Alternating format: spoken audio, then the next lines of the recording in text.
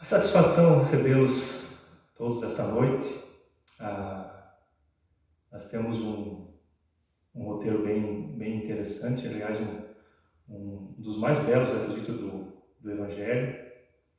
Mas antes disso, eu vou contar uma historinha só para a gente iniciar, né? Como a gente não tem mais aquela rotina de ter uma pessoa fazendo a abertura, lendo uma mensagem, né? Em função disso, tudo que a gente vem vivendo. Mas a gente vai se adaptando e as coisas vão andando da melhor forma possível. Então, como é essa nossa existência? Né? Vamos comparar a nossa existência como uma peça de teatro. Vocês já foram numa peça de teatro?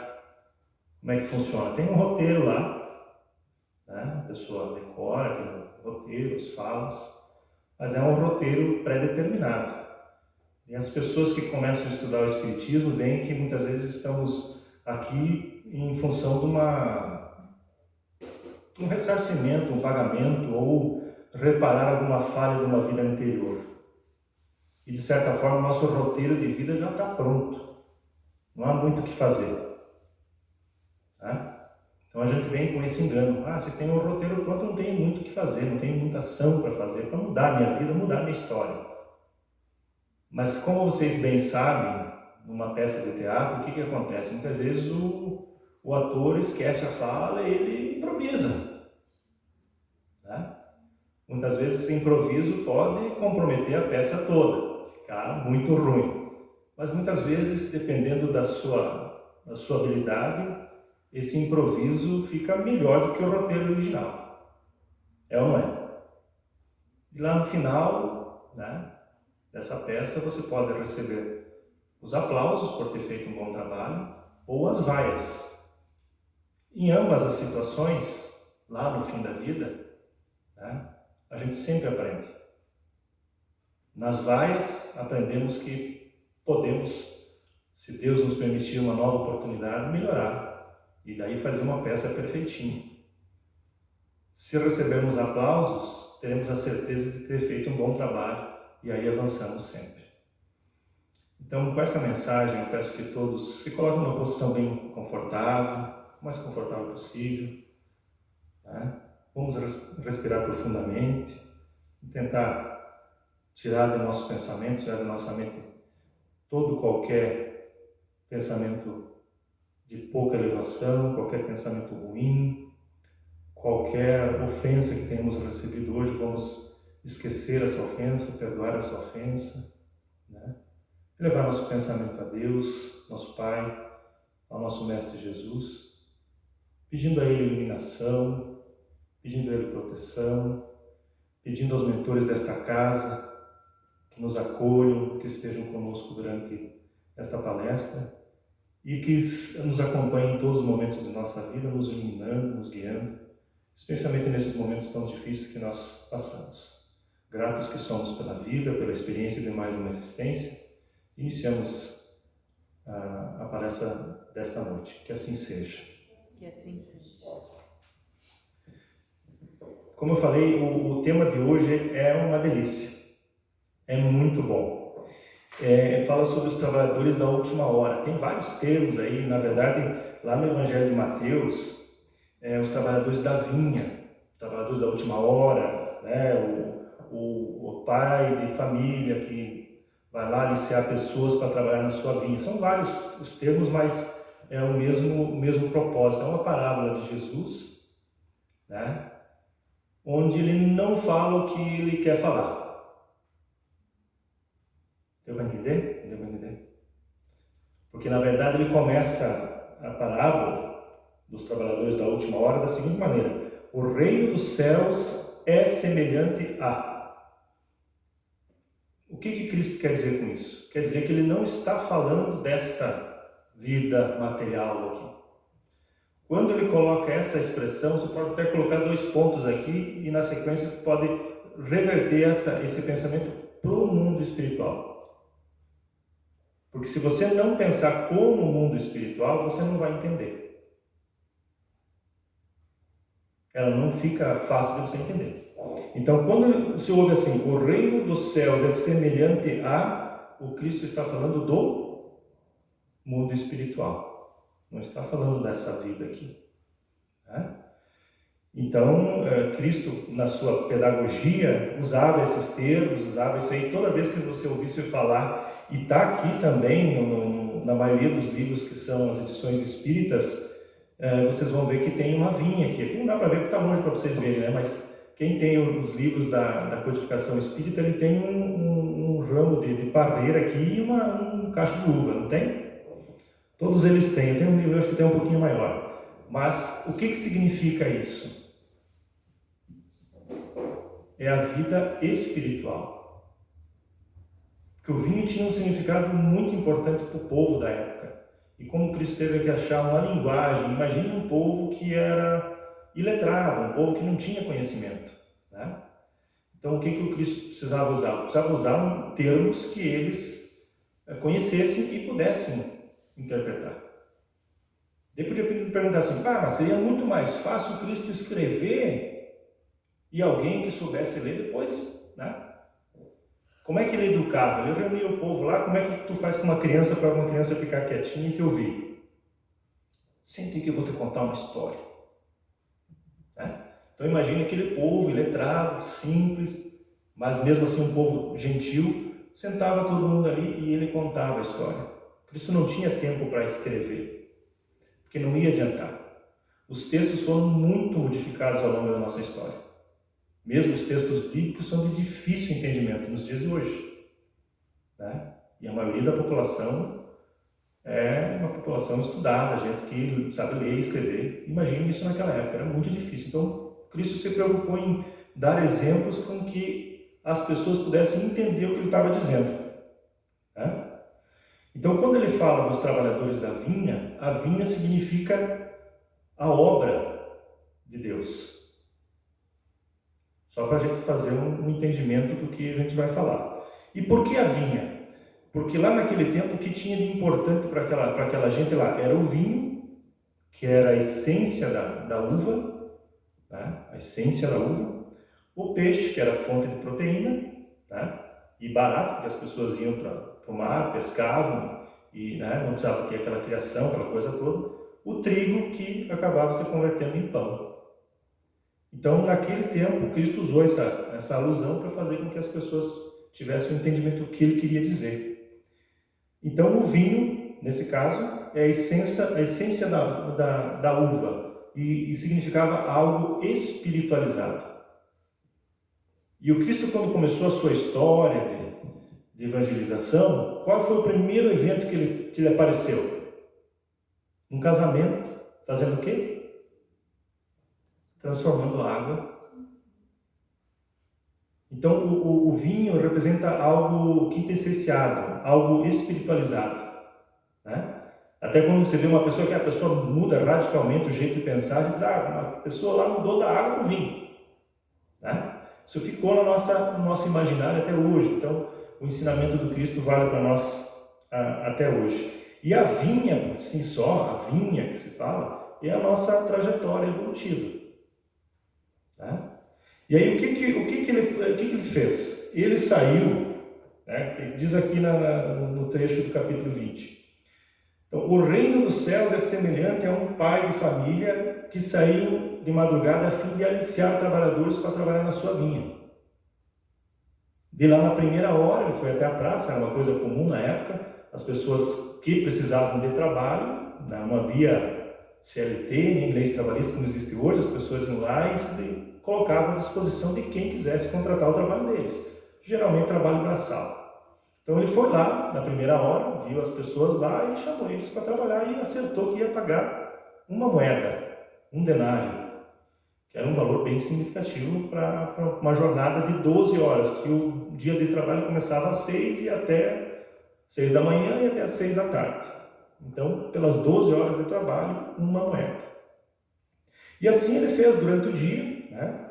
Tanto é que depois ele foi lá na terceira hora, que seria lá pelas 9 da manhã, tinha mais gente lá, preciso de vocês também, eu tenho trabalho lá na minha vinha, vem comigo, vão lá, vou pagar para vocês o equivalente, o que for justo, né? E assim ele continuou, foi na 10ª hora, né? E aí na 11ª hora, que era quase lá no finalzinho do dia, ele ainda foi lá e tinha um pessoal lá que não tinha arrumado o trabalho. E ele questionou: o que vocês estão fazendo aí? Ninguém veio nos procurar para trabalhar. Estivemos aqui o dia todo, ninguém apareceu para nos aliciar. Então ele fez isso na primeira hora, na terceira hora, na sexta hora, na nona hora, e foi levando o povo para lá. E se comprometendo a pagar aquilo que fosse justo, equivalente ao esforço de cada um. Então, nessa jornada, né, os trabalhadores da última hora foram-se lá para o trabalho da vinha. E aí, passado esse período, né, lá no final da tarde, chamou lá a pessoa que era encarregado da vinha, encarregado dos trabalhos, e mandou chamar o pessoal: agora vamos pagar pelo serviço desse povo aí. Começa pelos últimos lá, né, os últimos que chegaram a trabalhar, que trabalharam lá na última hora, e comece pagando por eles. E esse pai de família, o senhor das terras ali, ele disse: então, pague para eles uma moeda cada um. E assim foi pagando o povo, aquele que veio na 11ª hora, na 9ª hora, na 6ª hora, até chegar naqueles que começaram lá desde manhã cedo, desde a primeira hora a trabalhar. E esses que começaram lá questionaram, né? Mas como? Nós suamos o dia inteiro aqui, né? E vamos ganhar o mesmo que o cara que veio aqui na última hora, né? E aí o pai de família nos respondeu: eu fui injusto contigo? O que nós acertamos? Acertamos uma moeda. E o que eu te paguei? Uma moeda. Eu apenas estou querendo ser generoso com esses que vieram aqui de boa vontade ajudar, mesmo aquele que veio na última hora. Porque a responsabilidade é minha. Eu faço a bondade, a caridade do meu jeito. Se eu quero recompensá-los da mesma forma, é uma posição minha. Parece meio estranho você não é justo, o cara trabalhou mais e ganhar a mesma coisa. Quando você observa essa parábola simplesmente da forma material, fica realmente injusto. Mas não foi isso que o Cristo quis dizer com esse ensinamento, né? Então, o pagamento igual significa que a tarefa que foi atribuída, né? Lá no final, todos chegamos juntos. Os primeiros foram os primeiros profetas, as pessoas que mais contribuíram, vamos dizer assim, para a evolução moral da humanidade. E assim foi indo. E os trabalhadores da última hora, quem são os trabalhadores da última hora? Somos todos nós. Essas pessoas que construíram essa caminhada antes de nós, né, vão receber o mesmo, porque o prêmio, o que é? A justiça divina. O prêmio não é um prêmio monetário, não é um prêmio material. Mesmo que nós tenhamos contribuído menos, mas esta contribuição tenha sido de boa vontade, a recompensa é a mesma.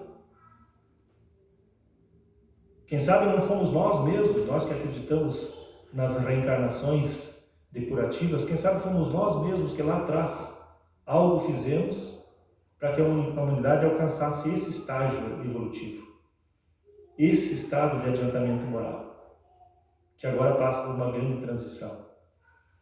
Então estamos colhendo o fruto do trabalho realizado talvez lá atrás. Então essa recompensa é o fruto da sabedoria divina, né? Então o trabalhador que questionou a posição desse pai de família, que foi lá arrebanhar os trabalhadores, ele não é que ele não entendeu a proposta, não entendeu o propósito, né, do pai de família, que queria dar uma oportunidade justa para todo mundo. Então a vinha significa uma trajetória, a nossa trajetória humana neste planeta, né? E o salário, o que é o salário? É a vida plena, é a vida espiritual. Por isso que eu falei lá no começo para vocês observarem essa parábola pela ótica espiritual, senão ela fica difícil de a gente entender. E nesse caso, da vida plena, não existe meio salário. Não existe como você desfrutar da vida plena, a vida espiritual, pela metade. Todos estão sujeitos a ganhar o mesmo salário. Aí fica fácil de entender, né? Mesmo que aquela pessoa, aquele ser tenha vivido lá atrás, tenha começado toda essa trajetória, o salário é o mesmo. O ganho, a vida plena espiritual é a mesma. Então, qual é a missão do espírita? Que é um outro capítulo desse capítulo, outro item desse capítulo, a missão dos espíritas. É se colocar na praça. Se propor ao trabalho. Se fosse o caso, por exemplo, estou lá na praça, o cara vem me oferecer um trabalho, mas eu não estou muito afim, eu não conheço esse cara aí, esse senhor aí, vou deixar um pouquinho mais, né, tal. E lá na última hora, não dá mais tempo, vamos aproveitar que, né, vamos ganhar um dinheirinho aí, porque senão o dia vai ser perdido. Má vontade. O que o Cristo pede, quando chegou lá na última hora, e pediu, por que vocês estão aí? Porque ninguém veio nos procurar, mas eles de boa vontade foram trabalhar. Por isso a recompensa foi igual. Então o que o Cristo pede? Que nós nos coloquemos na praça, nos coloquemos à disposição do trabalho. E quando esse trabalho aparecer, seja um trabalho de boa vontade.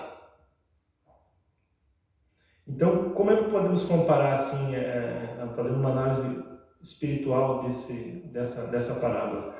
O pai de família, né, esse senhor, é Deus, certo?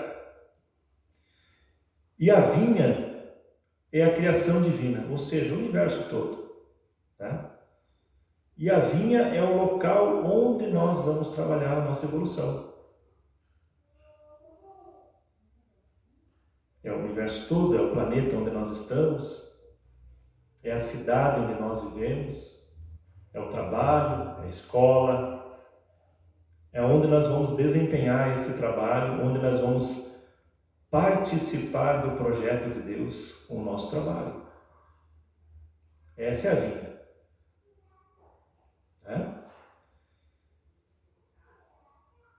Eu teria aqui para exemplificar a palavra do bom samaritano, mas em virtude do nosso tempo é meio curto, eu vou me adiantar. Mas teria uma analogia para se fazer sobre a ação do bom samaritano. Vocês lembram bem que existiu o caminho de Jerusalém para Jericó e é uma descida, né? Geograficamente é uma descida. E aí tinha lá o doutor da lei e na verdade o levita, duas pessoas que reconhecidamente conheciam da lei, conheciam das coisas que eram de Deus, né? E quando encontraram aquele sujeito lá que foi agredido, que foi roubado, que foi espancado, estava lá quase morto, eles desviaram e foram seguir o seu caminho, né? Entretanto, um samaritano que era considerado um povo impuro, né, foi o único que parou e socorreu aquele desconhecido que estava ali à beira da morte.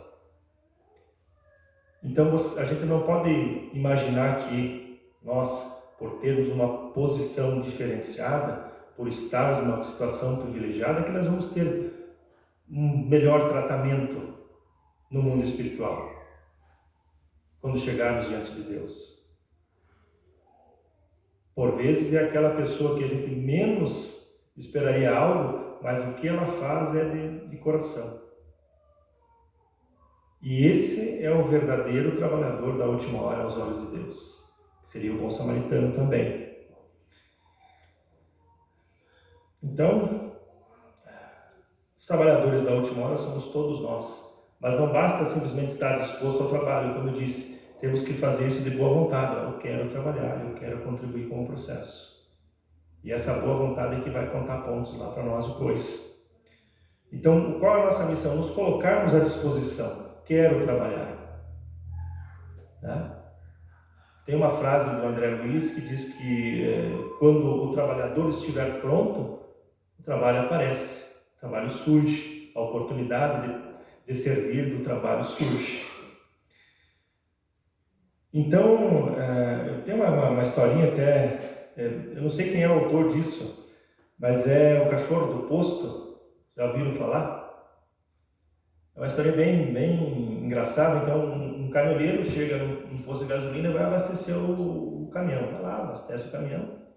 E lá nesse posto tem um senhor de idade, lá, um velhinho, sentado num caixote, e lá dele sentado um cachorro. E aquele cachorro está lá ele quieto, está lá do lado dele e fica ganiçando lá, resmungando, e não sai do lugar, fica ali resmungando. E o caminhoneiro fica incomodado com aquilo. Mas que cachorro que está acontecendo com esse animal aí? E achou que fosse o cachorro do velhinho. Terminou de abastecer o caminhão, ele foi lá dentro, pagou o combustível, ia embarcar no veículo e ia embora. E o cachorro continuava lá, reclamando. Ele não se aguentou, foi lá e se dirigiu ao senhor lá. Boa tarde, senhor. Tarde.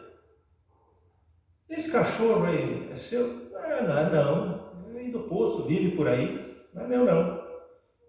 Tá, mas por que ele está resmungando desse jeito? Não, é que ele deitou em cima de uma tábua e essa tábua tem um prego ali. E aí esse prego fica incomodando ele. Daí que o caminhoneiro não entendeu, mas por que ele não sai dali? Por que ele não se mexe? Daí o velhinho deu uma resposta muito sábia para ele. Porque talvez a dor que ele está sentindo não é suficientemente forte para fazer ele se mexer. Não parece parecido com a gente? Muitas vezes a gente vai levando a vida e sentindo um desconforto, algo que não está tão bom. Mas vai assim mesmo, a gente não busca melhorar. Né? Não buscamos fazer algo diferente para mudar a nossa vida. Somente quando a dor foi muito forte, tá? Para fazer a gente despertar. Então, que a gente não espere essa dor ficar mais forte.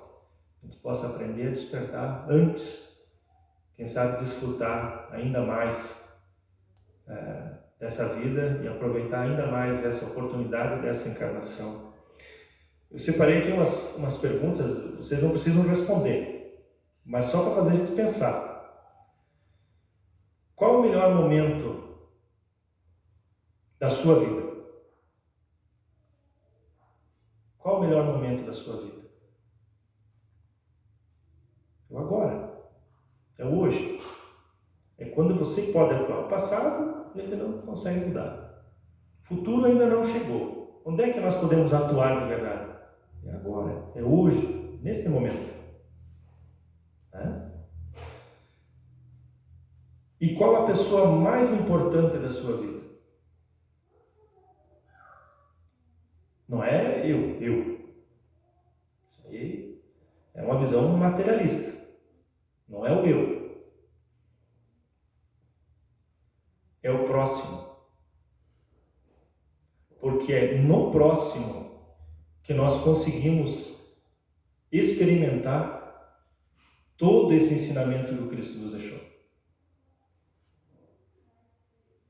Fazer com o teu próximo aquilo que deseja que faça consigo mesmo. Então, o próximo, qualquer próximo, não existe quem é o próximo, qualquer pessoa que precise de um apoio, de um amparo, né? Essa é a pessoa mais importante da sua vida.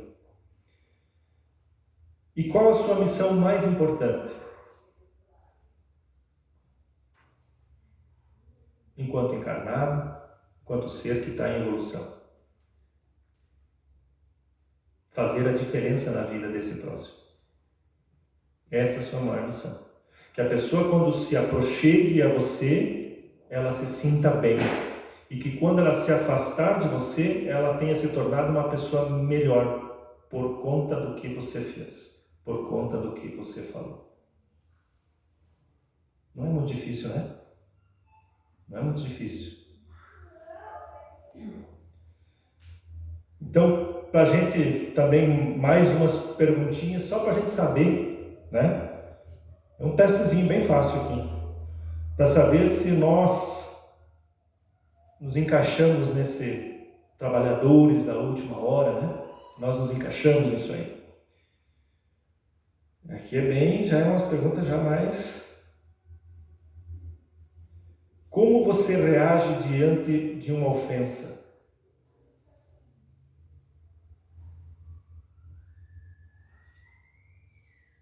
Você reage com ira? Responde no coice? Ou com tolerância e compreensão? É um ser que está em evolução, que está me agredindo, que está me ofendendo. É um ser que é ignorante. Ele não é mau. Ele só não sabe aquilo que eu sei. Tem bastante diferença.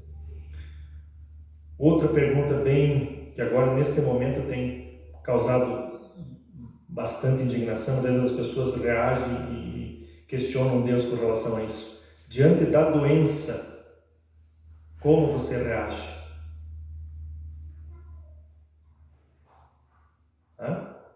Deus, por que comigo? Por que eu?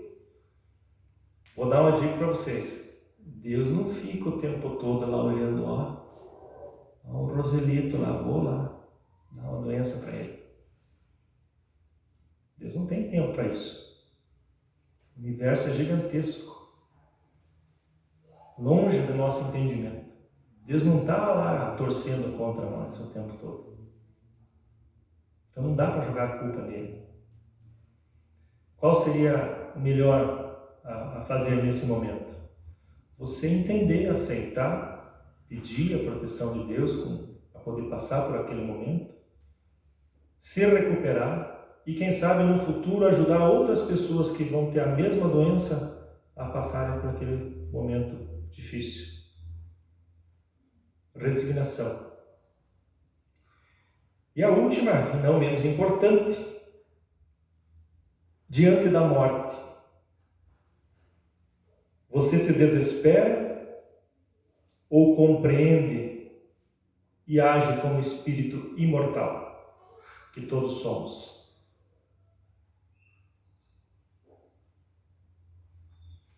Essa vai para um dever de casa, para vocês pensarem lá bem, né?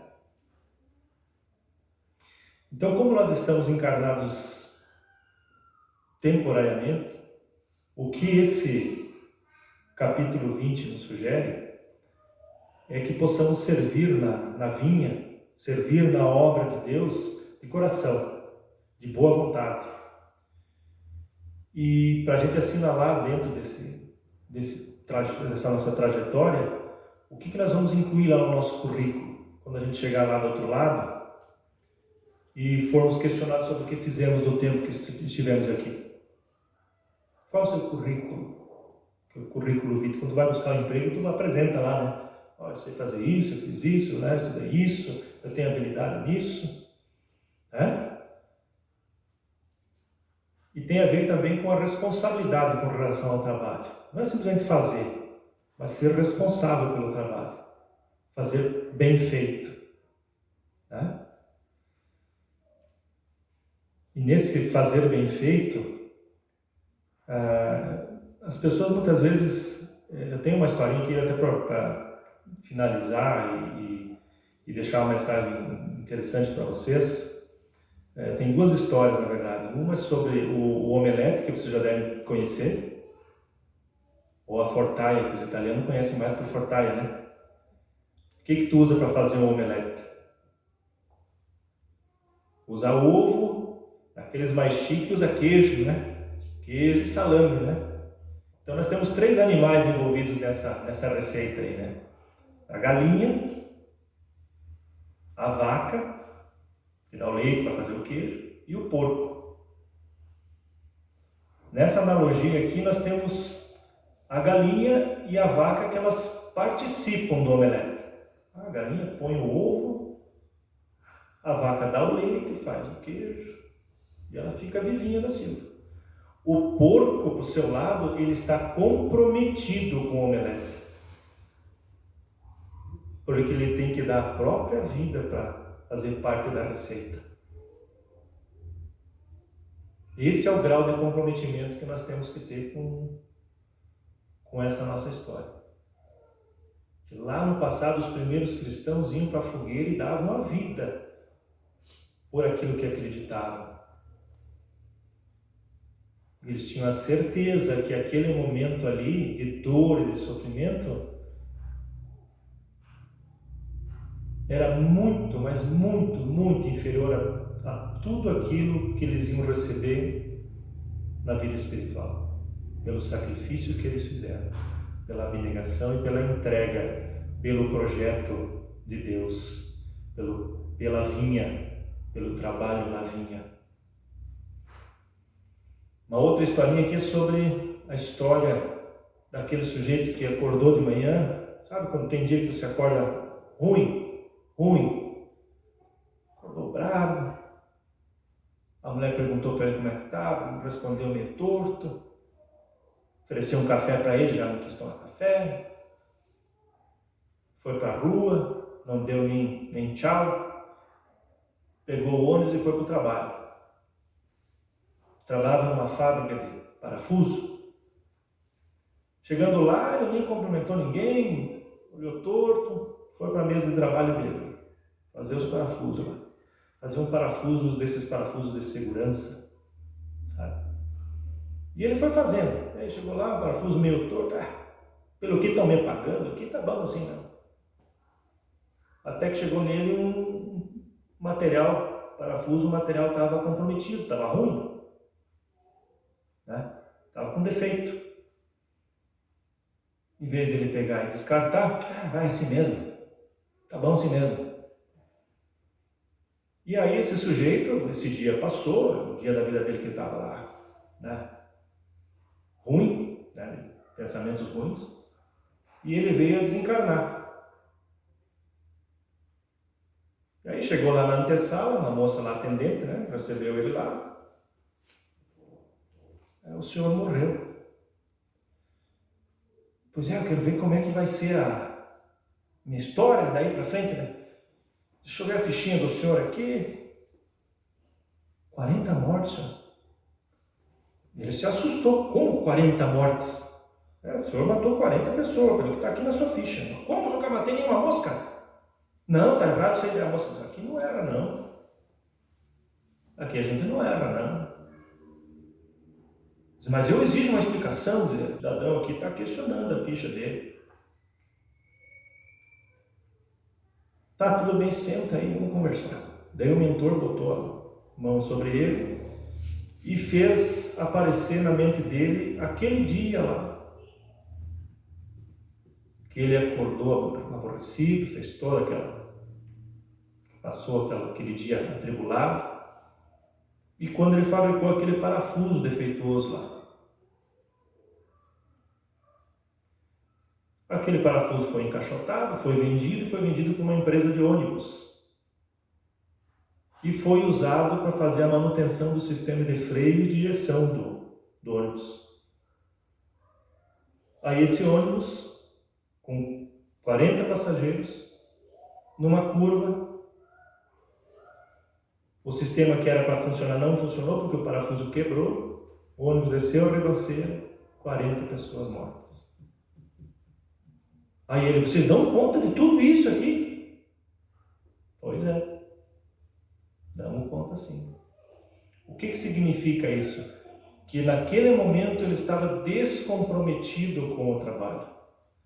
E a repercussão desse ato dele foi um ato até exagerado, eu até admito com relação a essa história, 40 pessoas perderam a vida por causa da negligência dele. Então, se nós propomos a trabalhar, vamos trabalhar pelo bem. E tudo que formos fazer, seja ele no nosso trabalho do dia a dia, seja no voluntariado, no trabalho social, que seja de boa vontade, que seja bem feito, que a gente possa, lá no final da nossa existência, podermos desfrutar da vinha, podermos desfrutar do mundo espiritual que é a promessa do Cristo, que é o ensinamento do Cristo. Que a partir de agora todos possamos nos colocar na vinha, nos colocar à disposição do trabalho da vinha, sermos voluntários nesse projeto de evolução, né? Nos encaminhamos para uma grande transição planetária e quem sabe possamos, se não desfrutarmos desse momento, pelo menos sejamos os trabalhadores da última hora, responsáveis por entregar um mundo melhor para aquelas gerações que vierem depois de nós. Que assim seja.